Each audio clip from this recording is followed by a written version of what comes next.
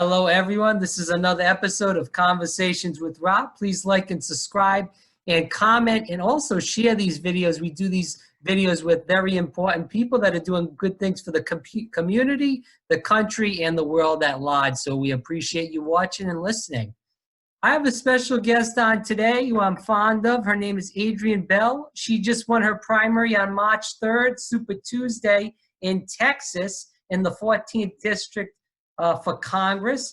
Her website is www.voteforbell.com. And Miss Bell, thanks so much for coming on, and congratulations on that big primary victory on the 3rd. Well, thank you so much for having me as a guest on your show. And thank you so much for the congratulations. We're really proud that we won with 61.8% of the vote, despite having 4 opponents in this race. Right. So we'll talk more about Texas, but I wanted for the viewers that don't know you, for you to explain just a little bit about yourself growing up and why you wanted to run for Congress. Sure. I am a native Houstonian, grew up in Houston, grew up on the south side of Houston, as we so fondly like to say. I am currently a 4th grade school teacher in Houston ISD, teaching reading and writing. And I entered the race. Well, let's say I became involved in politics very strongly when I joined or became a volunteer with President Obama's re-election campaign in 2012. I was a volunteer. I went to Ohio to volunteer, and I started learning about grassroots organizing, and it just lit a fire in me when I could see the power of that type of organizing. Because as a part of that campaign, we didn't just organize for the election, we organized communities so that once the campaign was ended, the organizing and the grassroots efforts would not stop. So it was empowering volunteer leaders in the community. And from that, it has just been a passion of mine to become more civically engaged, to get others to be engaged.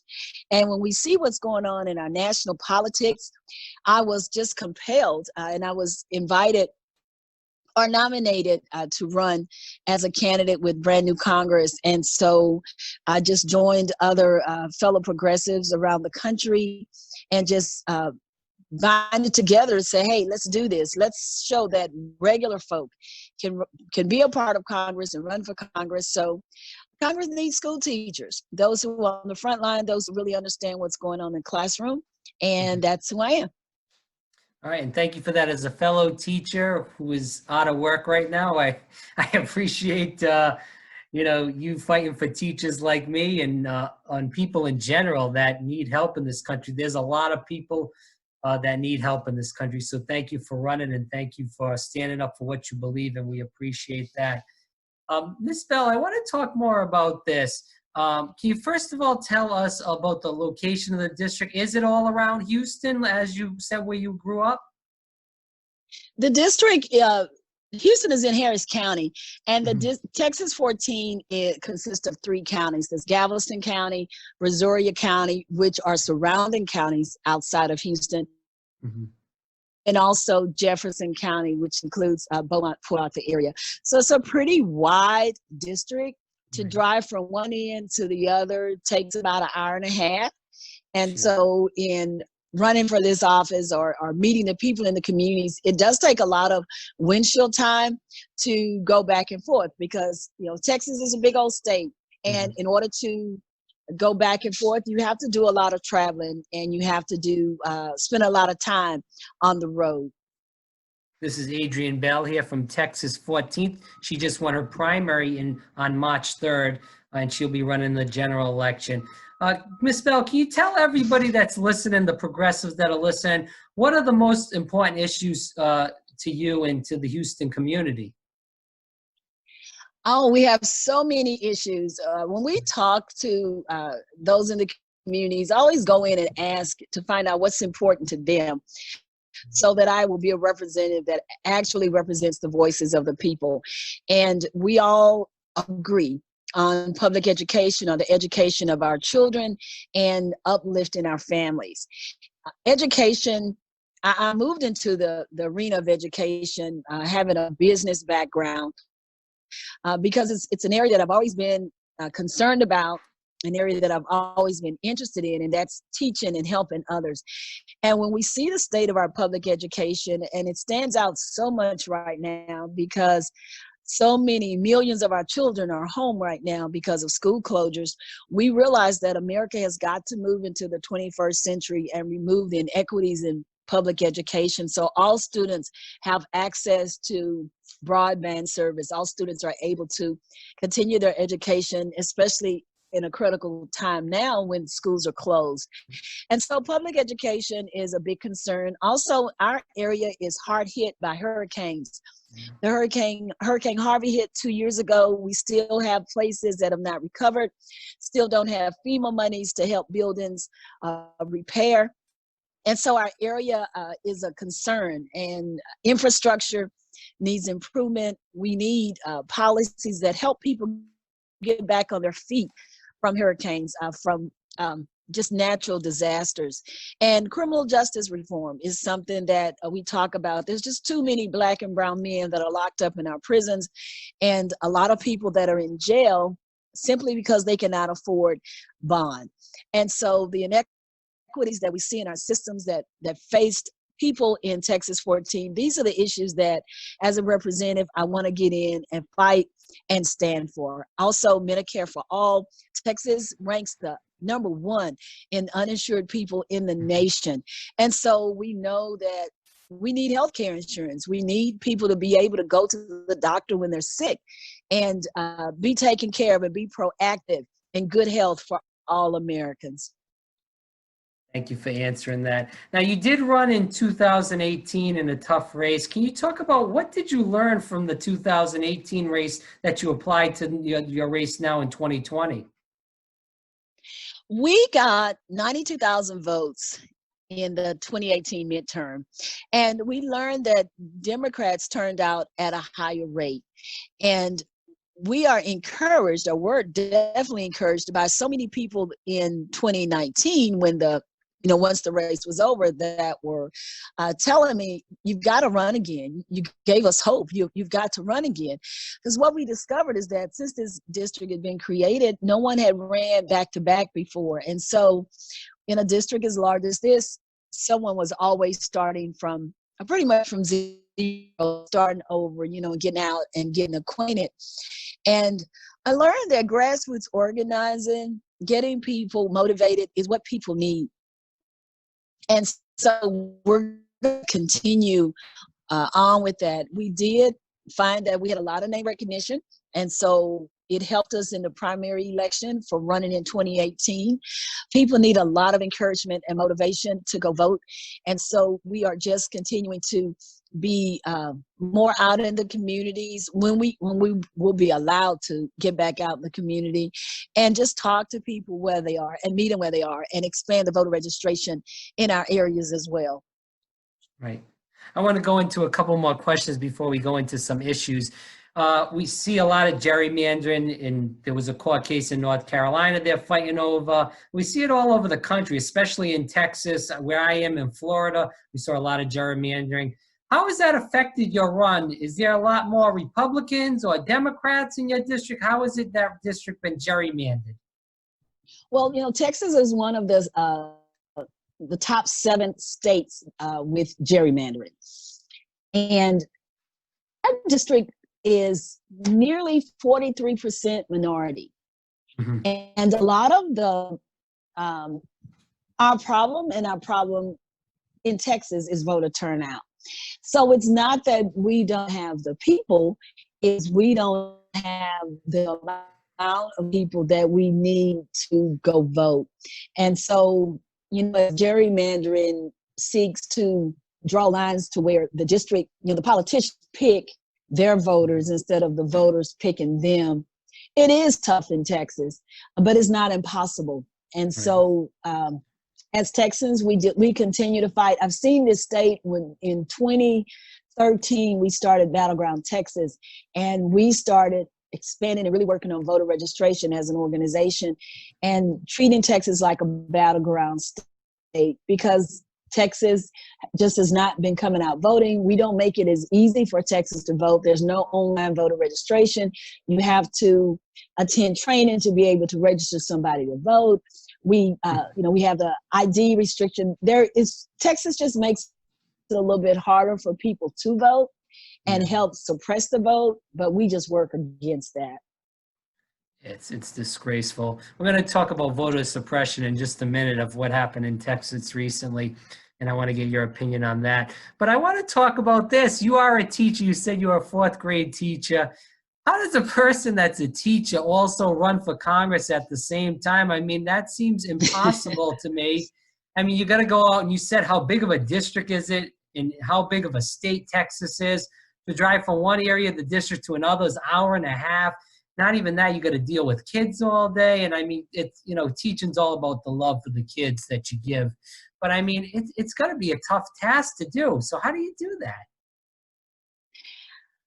I am asked that question a lot when people find out that I still teach full time, and I'm teaching a testing grade in Texas, with reading and writing. And teaching is, being a classroom teacher, it is not, you can't just show up for work. You can't just have a bad day. You can't, just have an off day, because you have 20 plus students sitting there looking at you, waiting to learn. And so I really don't know. I don't know. God has just gifted me to have the strength and the ability, the tenacity to be able to do it. And I tell you something that was funny. I didn't talk to my students about my running for office, but one of them, for some reason, Googled me and found out that I had a website, and they decided that I was famous because I have my own logo, etc. And so they now know that I am running for office.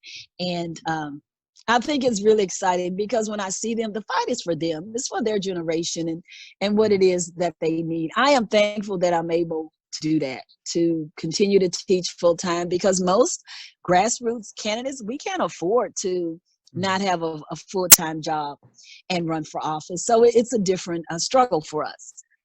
Well, thank you for being a teacher, and you must be a really amazing woman to do all that at once. I appreciate that. I want to move into this. As a person that's a teacher also, we saw the strikes in 2017, 2018, and even in 2019, West Virginia, California, Oklahoma.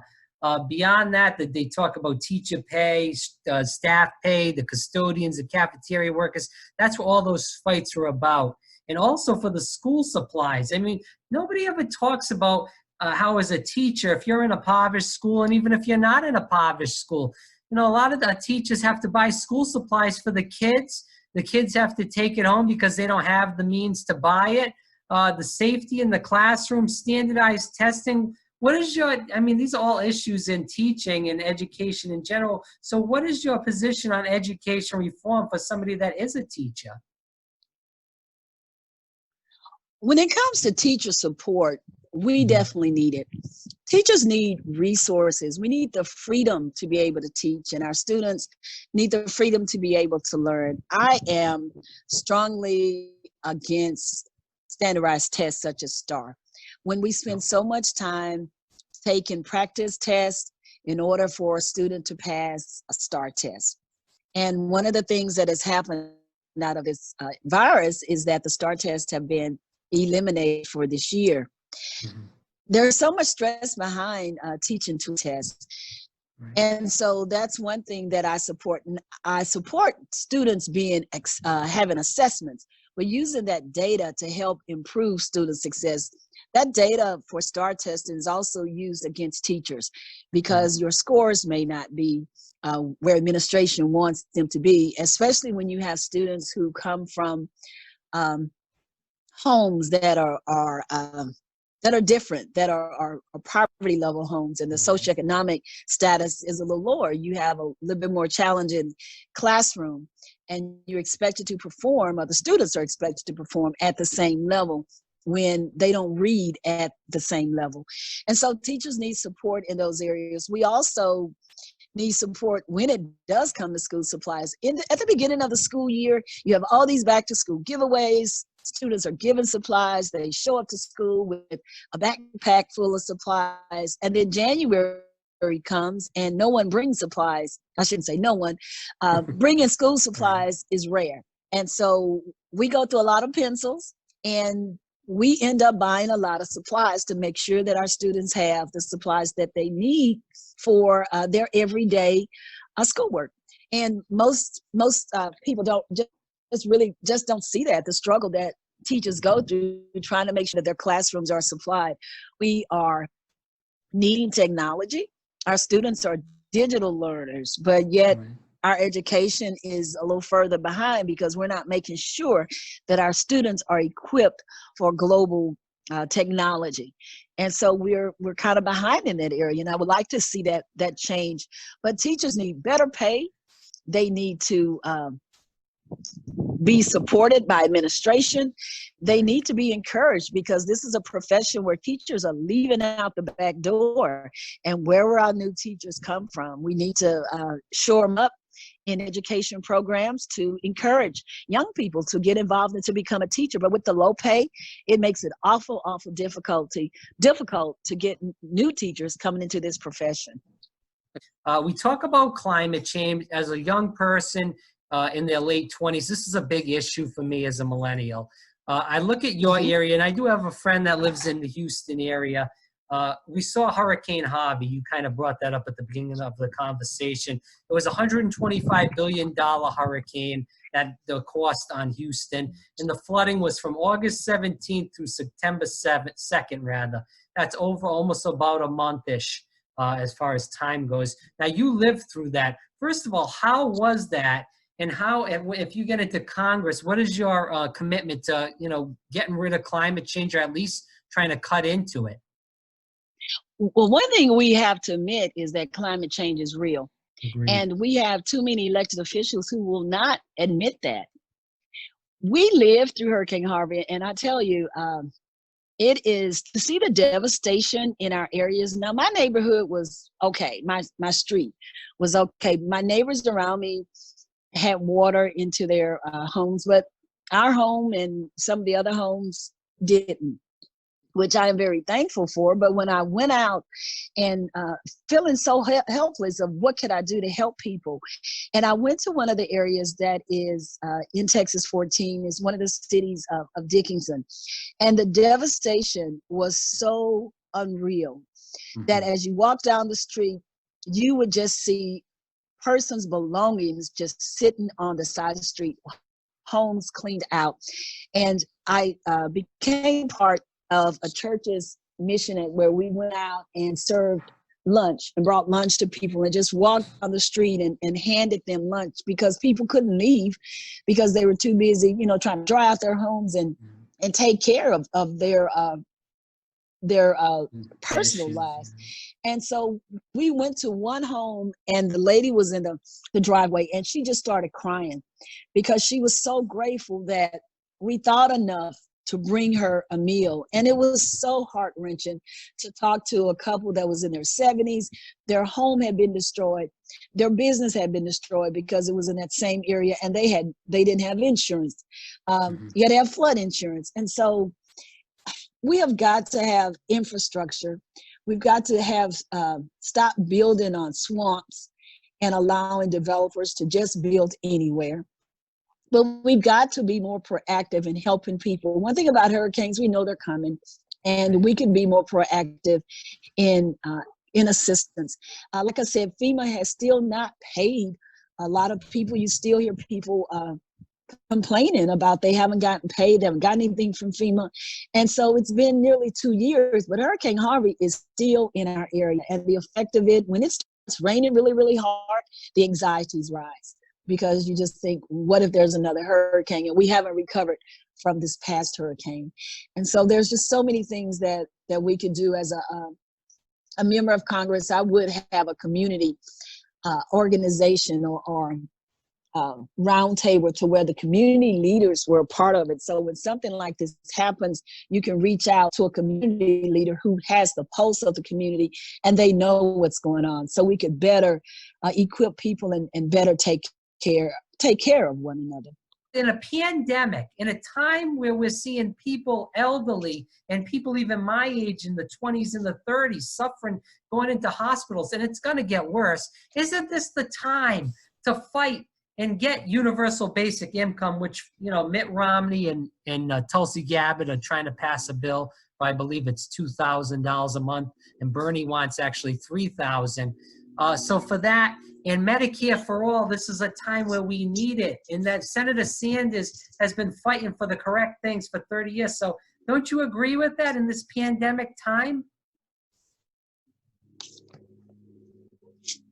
I agree that COVID-19 has shown the cracks in our foundation. It showed what progressives have been talking about. We need health care insurance. We need to be able to take care of our families.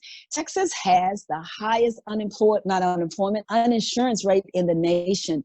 Texas also did not do the expansion for Medicaid. Yeah. So we have been double hit in this state. And when you have an epidemic that's going on right now and you are left with, well, first, we don't have the testing kits that we need in order to be tested. But if there's a possibility that even with the testing kits, you'd have to pay a copay, how are we going to do that when you don't have health care insurance? I've never understood why anyone would not want someone to have health care insurance. I just don't understand that. Why that is such a problem, to be concerned about our fellow American, to make sure that everybody has health care insurance, that no one is just going to the emergency room because they have no insurance, and we're actually paying for that Agreed, in an outsourced manner, because we're paying for people that don't have health care insurance. Our economy suffers because people don't have health care insurance. It's an economic issue, and it's something that hopefully out of this virus, something good comes, and that is to make sure that people do have health care insurance, that we have Medicare for all, that everyone has a basic income and the right to have employment and to be employed. When you look at all the restaurant workers who right now are being laid off because of closing, what are they going to do? What are they going to do? Where's the compassion in our leaders? And I hope as we're speaking, they're furiously writing some help for the American people, because what are people going to do? So Adrienne, thanks so much. You are amazing. I'm so happy I got you on. I've heard a lot about you through Brand New Congress, and I've had quite a few people on from Brand New Congress that are running as candidates. So thanks so much for taking time out of your busy schedule. And can you tell the viewers where they can find more about you if they want to volunteer, even if they're not in Texas, maybe do some phone calls, donations, whatever it may be, please? Yes, we welcome online contributions. We have virtual phone banks set up to where you can call in from the comfort of your couch anywhere across America, because when I get into Congress, my vote is going to impact all Americans. Yeah. And so you can go to our website at voteforbell.com. That's VOTEFORBELL.com. You can find us on Twitter at ADRBELL. And it was a great joy to be on your show today. Stay healthy, social distancing, and let's do it. All right, Adrienne Bell, Texas 14th District. She's running in November. Let's get her in office, www.voteforbell.com. Again, congratulations on the victory. And let's get this woman in office. We need more women, and we need more teachers in office too. So thanks so much, Adrienne. I hope to have you on again, and stay safe.